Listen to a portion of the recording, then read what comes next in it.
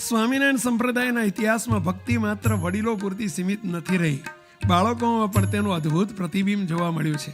એક ગામના એક સામાન્ય ખેડૂત પરિવારના 10 વર્ષના બાળક હરિદાસનો આ પ્રેરણાદાયી પ્રસંગ છે. બાળકનું નામ હતું હરિદાસ. શું નામ હતું પહેલા? હરિદાસ.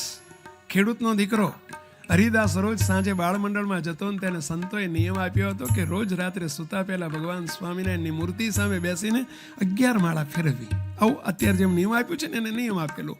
એક દિવસ ખેતરમાં ભારે કામ હોવાને કારણે હરિદાસના પિતા મોડી રાત સુધી ખેતરમાં જ રોકાયા અને હરિદાસ પણ તેમની સાથે સખત મજૂરીમાં જોડાયો હતો. રાત્રે 11 વાગ્યે જ્યારે તેઓ ઘરે પાછા ફર્યા ત્યારે હરિદાસ ભૂખ અને થાકના કારણે અતિશય વ્યાકુળ હતો. ભૂખે બહુ લાગી હતી, થાકે બહુ લાગ્યો. આખો દાડો મહેનત મજૂરી કરી હતી.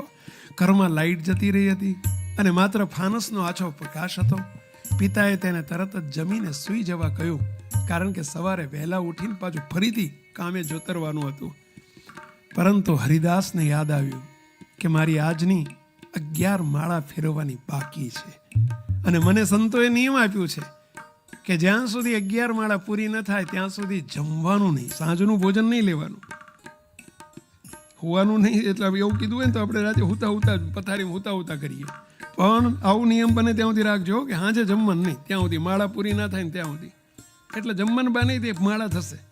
કડક રહેજો થોડા, આળસો નહીં તો થઈ જવાશે. 2-4 દાડા જો ઢીલાસ રાખીને તો 2-4 દાડામાં એમ થશે કે મરવા દો ને, આરું કશું કોનું રૂડું થયું. એટલે બહુ રૂડું થાય, રાજીપો મળે, બહુ રાજીપો મળે ભાઈ. અંતરનો રાજીપો કમાઈ જવાય ભાઈ. કર્યું પહેલા એવું ચાલુ કર્યું, શાબાશ. કર્યું પહેલા ના હાલે, લાવો ધોકો લાવો લ્યા, સમજ્યા? માટે જો મૂકતો ખોટું ના લગાડતા બધું, સમજ્યા? મૂકતો. અને એણે શું કર્યું સાંભળજો. પરંતુ હરિદાસને યાદ આવ્યો કે મારી આજની 11 માળા ફેરવવાની બાકી છે.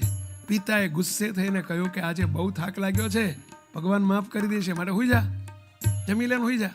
પિતાના ગુસ્સા અને અંધારાના ડર વચ્ચે પણ આ નાનકડા બાળકની શ્રદ્ધા ડગી નહીં.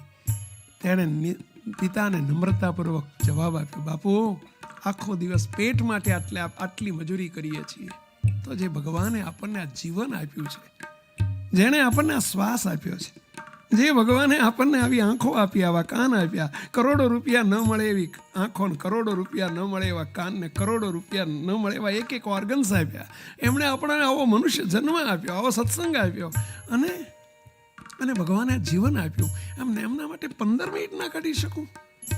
એક ઘરના ખૂણામાં અંધારામાં બેસી ગયો અને બંને આંખો બંધ કરીને હૃદયપૂર્વક એક મણકે સ્વામિનારાયણ સ્વામિનારાયણ સ્વામિનારાયણ સ્વામિનારાયણ.